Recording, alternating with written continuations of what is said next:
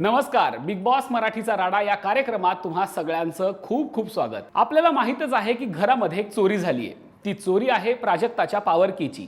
अर्थात ती चोरी प्रभूने केली आहे हे आपल्याला माहिती आहे आणि आता तीच गोष्ट प्राजक्ताच्या लक्षात आली आहे। त्याच्यावरून प्राजक्ता घरातल्यांची चौकशी करते। सगळ्यात आधी ती रुचिताकडे जाते आणि तिला विचारते, तू माझी चावी घेतलीये का? रुचिता तेव्हा अगदी आपुलकीने सांगते की मी तुझी चावी घेतलेली नाहीये। मग ती एकामागोमाग एक घरातल्या सगळ्या सदस्यांकडे जाते, अगदी प्रभूकडेही येते। प्रभू यावेळी इतकी दमदार ऍक्टिंग करतो आणि इतकं शिताफीनं तिला सांगतो की मी ही चावी घेतलेली नाहीये की ते बघण्यासारखं होतं।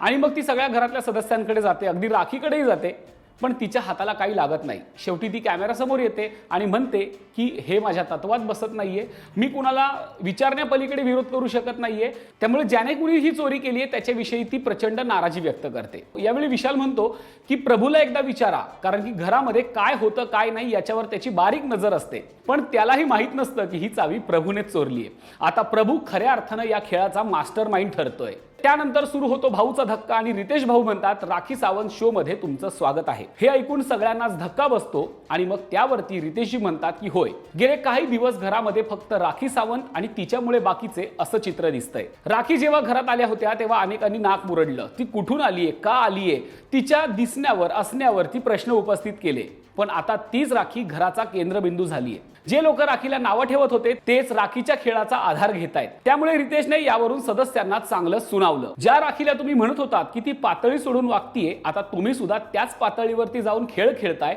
असं रितेश स्पष्टपणे सांगतो। त्यानंतर खऱ्या अर्थानं सुरू होतो भाऊचा धक्का, ज्यामध्ये प्राजक्ता, सचिन आणि राखीला काही प्रश्न विचारले जातात। विषय असतो काही दिवसांपूर्वी राखीने प्राजक्तावरती पीठ टाकल्याचा प्रकार। आता हा प्रकार खरं तर तिथेच संपलाय। तो एक राखीचा डाव होता हे सगळ्या घरातल्यांनी बघितलेलं आहे। पण ही स्ट्रॅटर्जी वाटतेय का, हे बिग बॉसचं स्क्रिप्ट वाटतंय का, अशा शंका कदाचित प्रेक्षकांना आल्या असाव्यात, म्हणून रितेशने हा मुद्दा चांगलाच लावून धरला। आधी रितेशने प्राजक्ता आणि सचिनची चौकशी केली आणि मग राखीला विचारलं नेमकं काय झालं होतं। त्यावेळी राखी ठरल्याप्रमाणे सगळं सांगते की तिने कशा पद्धतीने सगळ्यांना स्वच्छता करायला सांगितली, पण कुणीच तिचं ऐकलं नाही, तिला कुणी जुमानत नाही। मग ती प्राजक्ताकडे गेली, मग प्राजक्ताने तिला नकार दिला। मग प्राजक्तावरती राग काढण्यासाठी तिने ते पीठ तिच्या अंगावर टाकलं, मग घरात भांडणं झाली, मग राखीच्या अंगावर कुणीतरी पाणी टाकलं आणि हा वाद वाढत वाढत गेला असं राखी सांगते। पण त्याच वेळी रितेश भाऊ तिला जाणीव करून देतात की हे असं नाही झालं, ह्याच्या मागे काहीतरी झालं होतं आणि रितेश थेट राखीचा व्हिडिओ सगळ्यांना दाखवतात, ज्यामध्ये राखी आणि प्राजक्ता मिळून ठरवतात की नेमकं पुढे काय करायचंय। अर्थात हे प्लॅनिंग सगळं राखीचं असतं, पण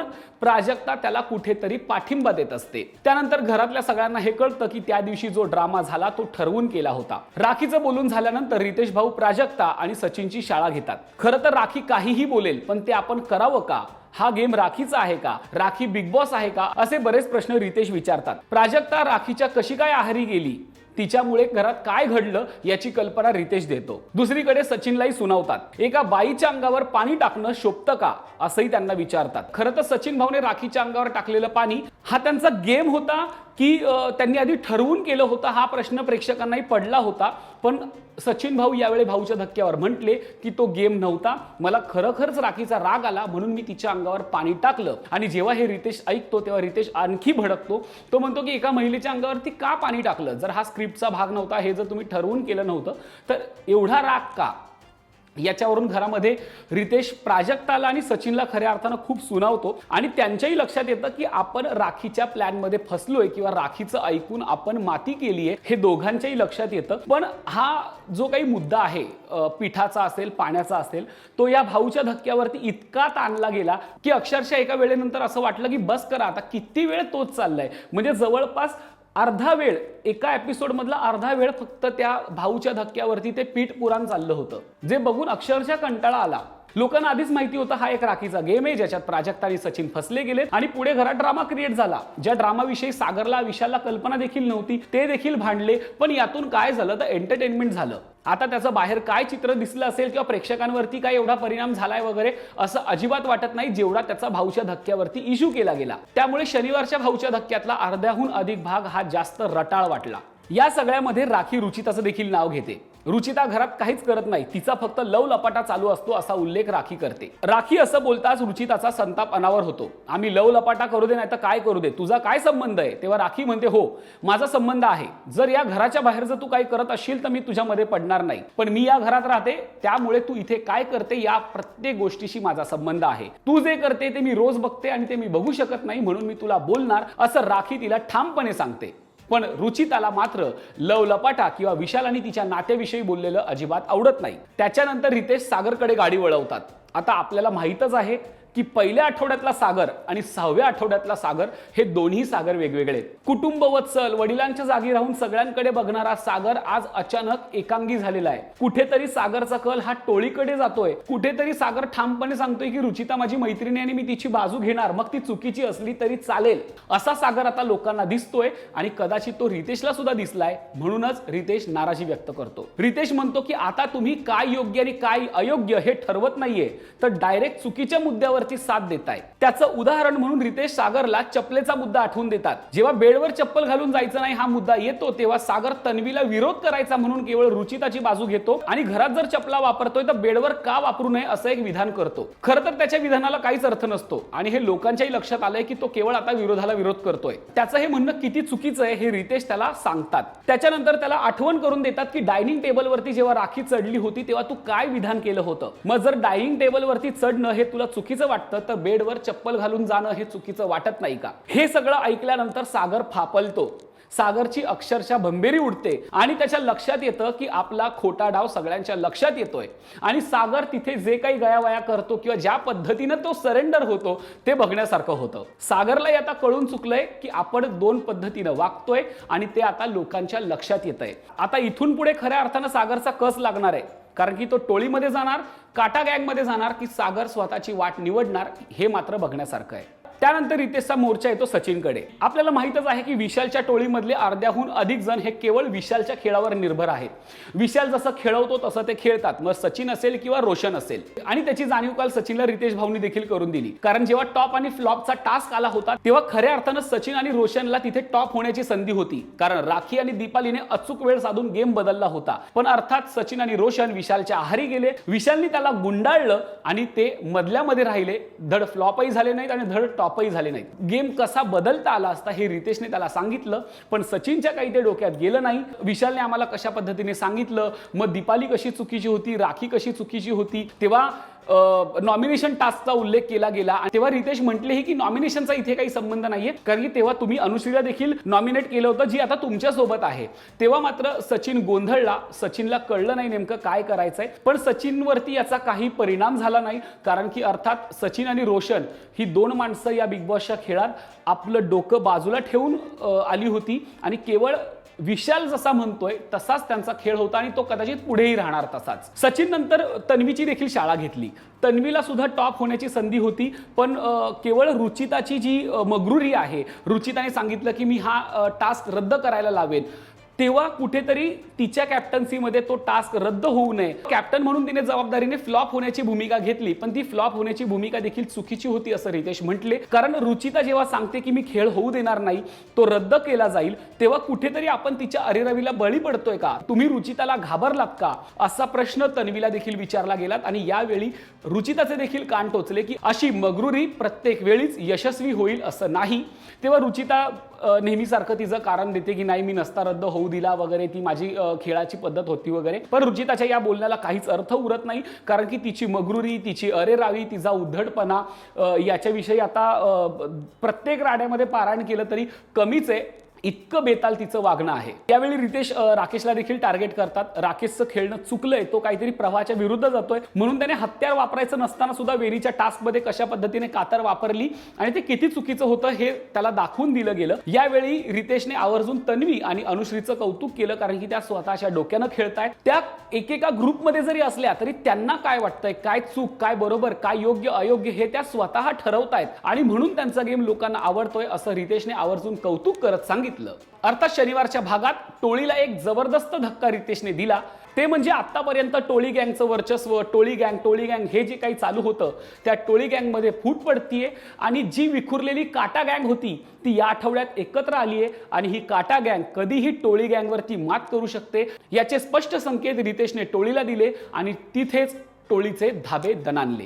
शनिवारच्या राड्यामध्ये तसा बऱ्यापैकी ट्विस्ट होता। त्याच्यानंतर येतो रविवारचा दिवस अर्थात एलिमिनेशन। त्यावेळी रंगारंग कार्यक्रम असतो। डान्स गेमनेच या भागाची सुरुवात झाली। चायनीज विस्पर सारखा एक डान्सिंग गेम दिला ज्याच्यामध्ये रितेश एक स्टेप करून दाखवतो आणि मग ती पुढे घरातील एका स्पर्धकाला कंटिन्यू करायची असते। मग डोळे बंद करून बाकीचे स्पर्धक तो डान्स करतात। अर्थात हा एक विनोदाचा भाग असतो, हा गमतीचा भाग असतो। तो खूप छान झाला ज्याच्यामध्ये एकीकडे रुचिता कॅप्टन होती, एकीकडे दीपाली कॅप्टन होती। दोघांच्याही टीम मध्ये खूप छान छान डान्स झाले।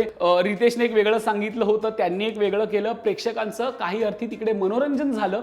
त्याच्यानंतर एक घटना घडली, ते म्हणजे राकेशला या इंडस्ट्रीत येऊन 25 वर्ष पूर्ण झाली। तुम बिन या त्याच्या सिनेमाला यंदाच्याच वर्षी 25 वर्ष पूर्ण झाली। यावेळी रितेशनं त्याला एक ऑफर दिली, जर 25 वर्षानंतर हा सिनेमा पुन्हा करायचा म्हटला तर तू यामध्ये हिरोईन म्हणून कुणाला घेशील। हे जेव्हा रितेश विचारतो तेव्हा प्राजक्ताचे डोळे चमकतात, ती हसते। तिला वाटतं की आता राकेश आपलं नाव घेईल, पण इथेच राकेश खेळ करतो आणि राकेश जाणीवपूर्वक दीपालीचं नाव घेतो।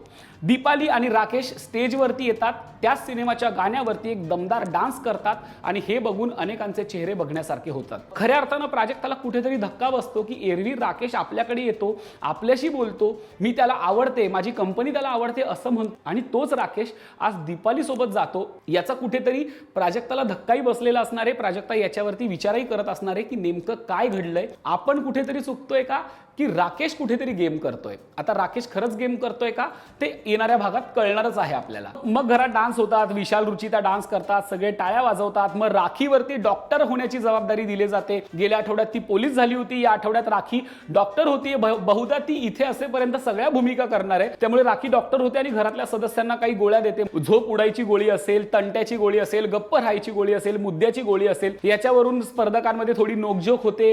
रुचिताला जरा जास्त लागतं की तिला तोंड बंद ठेवायच्या गोळ्या दिल्यामुळे। ती राखीवरती सुद्धा आरोप करते। रोशनला ती झोपेतनं जाग्या होण्याच्या गोळ्या देते, तेव्हा रोशन कुठेतरी राखीवरती आवाज चढवायला जातो, पण अर्थात ती राखी आहे, राखीसमोर त्याची काही डाळ शिजत नाही, त्यामुळे राखी सगळ्यांना गोळ्या देऊन गप्प बसवते आणि पुन्हा परत पाठवते। अर्थात मग सागर येतो। सागरसाठी एक महत्त्वाचं इंजेक्शन असतं, ते म्हणजे पिछा छोड इंजेक्शन। सागर ते राखीला देतो आणि अशा गमती जमतीत हा टास्क होतो। यावेळी सुद्धा प्राजक्ता असेल, रुचिता असेल, यांच्या चेहऱ्यावरती 12 वाजलेलेच होते।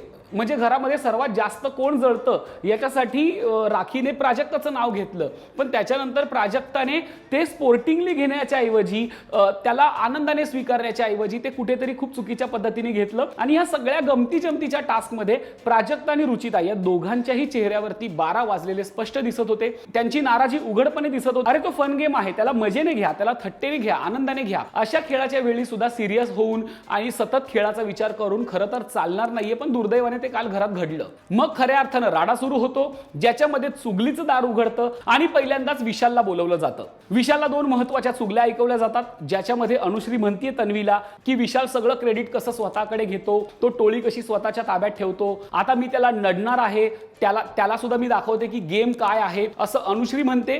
ते तो ऐकतो। त्याच्यानंतर एक सगळ्यात महत्त्वाची चुगली असते, ते म्हणजे राखी रुचिताला सांगते की विशाल पासून लांब राहा, तो बाहेर कसा आहे तुला माहित नाहीये, तो तुला टिश्यू पेपर सारखं यूज करून फेकून देईल, हे मला माहिती आहे, मी बाहेर पाहिलेलं आहे। आणि ह्या दोन्ही चुगल्या विशाल ऐकतो आणि बाहेर जाऊन त्याची प्रतिक्रिया देतो की लोक कसे आहेत मला कळलंय, मी कधीच कोणाच्या आयुष्यावर पर्सनल होत नाही, पण आता मी याची काळजी घेईन आणि ज्यांनी हे बोललंय मी त्यांनाही जाऊन विचारेन की त्याच्या मागचं नेमकं कारण काय होतं। विशाल नंतर येतो रोशन आणि रोशनला जबरदस्त धक्का बसतो, कारण की गेल्याच आठवड्यात विशाल म्हटला होता की मला रोशनला टोळीतनं बाहेर काढायचंय, तो काही माझं ऐकत नाहीये, त्याला टोळीत राहूनही त्याचा काही उपयोग नाहीये आणि हे सगळं रोशन ऐकतो। रोशनने विशालला मोठ्या भावासारखं मानलेलं असतं, त्यामुळे कुठेतरी रोशनला जबरदस्त धक्का बसतो। त्याच्यानंतर येतो प्रभूला विशालची चुगली ऐकवली जाते। विशाल म्हटलेला असतो की प्रभू या खेळात काय हे मला कळत नाहीये, त्याला बाहेर काढला पाहिजे, जिथे जिथे तन्वी दिसते तिथेच तो दिसतो। त्यामुळे प्रभू या खेळातनं बाहेर पडला पाहिजे असं विशाल म्हटलेलं असतो आणि तेच प्रभू ऐकतो. आता प्रभू विशालचा काय गेम करणार हे मात्र बघण्यासारखं आहे, कारण की प्रभू काहीतरी डोकं लावणार हे नक्की.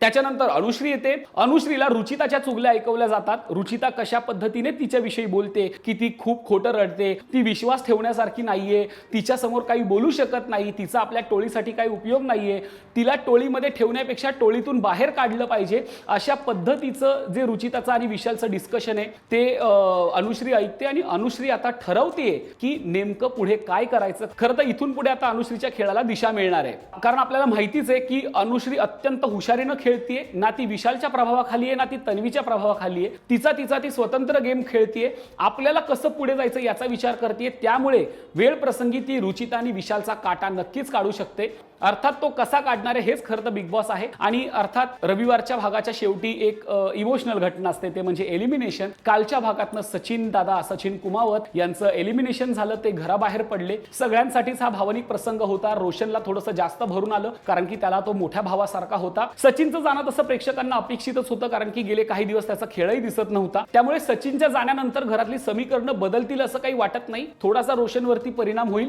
पण बाकीचा खेळ हा तसाच सुरू राहील, कारण की घरातले जे तगडे एक्के आहेत ते अजून घरातच आहेत. आणि ते लगेच दिसलं. सचिनच्या जाण्यानंतरच घरात चर्चा सुरू झाली, ज्यामध्ये रोशन कुठेतरी नाराज झालेला असतो विशालवरती. तो म्हणतो की मी आता टोळी सोडतोय, पण विशाल आणि रुचिता अत्यंत हुशारीनं त्याला मस्का लावतात, कारण की त्यांना माहितीये जर रोशन गेला तर टोळीतला अजून एक माणूस कमी होईल आणि मग एक एक जण कमी होत जातील, कारण अनुश्रीचा सुद्धा भरोसा नाहीये ती कधी जाईल. त्यामुळे रुचिता अत्यंत हुशारीनं त्याला शुगर कोटिंग करून मनवते आणि रोशन पुन्हा एकदा विशाल आणि रुचिताच्या जाळ्यात फसतो. खरं तर त्याला टोळी सोडायची होती, पण पुन्हा तो टोळीतच अडकून पडतो. आता खरंच रोशनचा गेम दिसणार आहे का असा प्रश्न पडतो. आणि दुसरीकडे तन्वी, राखी आणि दीपाली यांच्यातही हीच चर्चा सुरू असते की रुचिता आणि विशाल बघा आता कशा पद्धतीने रोशनला गुंडाळतायत आणि त्यांना ते करण्यात यश आलं. तेव्हा तन्वी मात्र एक वाक्य आवर्जून म्हणते की या विशाल कोटियांच्या नांगी मीच ठेचणार, तेही माझ्याच पायाखाली.